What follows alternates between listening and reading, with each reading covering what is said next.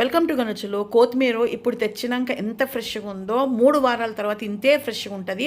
ఇప్పుడు చూపించిన పద్ధతిగా పెట్టుకుంటే కొత్తగా ఛానల్ చూసే వాళ్ళు వీడియోని లైక్ చేయండి, ఛానల్ని సబ్స్క్రైబ్ చేసుకొని పక్కనే ఉన్న బెల్ని కొడితే ఆల్ అన్ ఆప్షన్స్ని దాన్ని క్లిక్ చేస్తే నేను పోస్ట్ చేయగానే వీడియోస్ మిస్ అవ్వకుండా మీ ముందుంటాయి.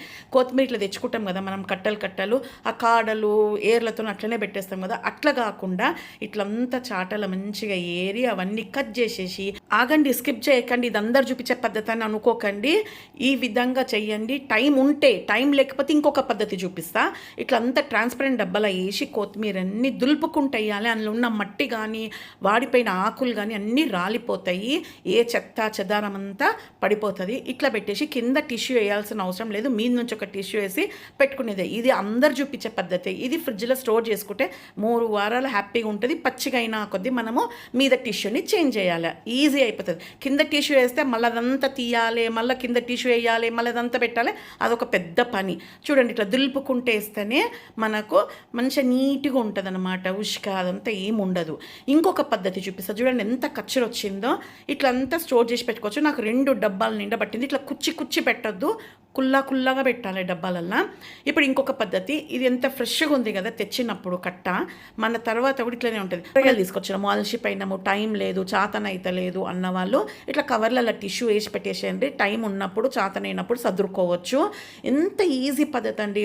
కొంచెంమంది ఫ్యాన్ కింద పెడతారు, తడి ఆడుతాను కదా, అంతా కరెంట్ వేస్ట్. నేనైతే ఇదే పద్ధతి టిష్యూతో పెడతాను. ఒక్కొక్క టిష్యూ టప అన్ని కూరగాయలలో వేసి పెట్టేసేయండి. వారానికి ఒకసారో లేకపోతే ఎప్పుడు మనం రోజు కొత్తిమీర వేస్తూనే ఉంటాం కదా కూరగాయలలో, అట్లా పచ్చిగా అయిపోయింది చూడండి, అట్లా ఎప్పుడు పచ్చిగా అయితే ఆ టిష్యూ తీసి ఇంకొకటి పెట్టండి. ఇది టైం లేని వాళ్ళ దగ్గర, టైం ఉంటే అట్లా నీట్గా చేసుకోవచ్చు. ఇదే పద్ధతిగా ప్రతి ఒక్క కూరగాయ చేసుకోవచ్చు. ఇట్లా మళ్ళీ ఒక ఫ్రెష్ టిష్యూ వేసి మళ్ళీ పెట్టేసుకోండి. ఈ పద్ధతిగా చేసుకుంటే 3 వారాల దాకా ఉంటుంది. కానీ కొత్తిమీర మన కూరగాయలలో వేస్తూనే ఉంటాం, అయిపోతూనే ఉంటుంది. కలమాకు కూడా ఎప్పుడు పచ్చిగా అయితే అప్పుడు తీసేయాలి, ఫ్రెష్ది టిష్యూ వేసి పెట్టేసుకోవాలి. అట్లనే చిన్న మెంతం కూడా 1 రోజుల పైననే స్టోర్ చేసుకోవచ్చు ఈ పద్ధతిగా చేస్తే. కానీ దాని కవర్లలో పెట్టొద్దు, డబ్బాలో పెట్టాలి చిన్న మెంతము. ఈ బెండకాయలు, బీట్రూట్, క్యారెట్, పచ్చిమిరపకాయలు, కీర, ప్రతి ఒక్క కూరగాయ ఇట్లా పెట్టుకోవచ్చు. డబ్బాలలో పెడితే మనకు ఫ్రిడ్జ్ అంతా డబ్బాలతోనే నిండిపోతుంది. అందరి దగ్గర పెద్ద ఫ్రిడ్జ్లు ఉండవు కాబట్టి ఈ పద్ధతి చేయండి, మంచిగా అవుతుంది. వంకాయలు మీకు చూపిస్తున్న ప్రతి ఒక్క దాంట్లో నేను ఫటాఫట్ టిష్యూలు వేసి పెట్టేస్తా. అన్ని డబ్బాలలో పెట్టాను, కొన్ని మాత్రమే నేను డబ్బాలలో పెట్టుకుంటా. కిలోలు పెద్ద ఫ్యామిలీ వాళ్ళు డబ్బాలలో పెట్టాలంటే కష్టం. వంకాయలు నేను టిష్యూ వేయలేదు మీకు చూపెట్టాలని చెప్పి, లైట్గా చెమ్మ నీళ్ళలాగా వచ్చింది కదా, దీంతోనే కూరగాయలు ఖరాబ్ అయిపోతాయి అనమాట.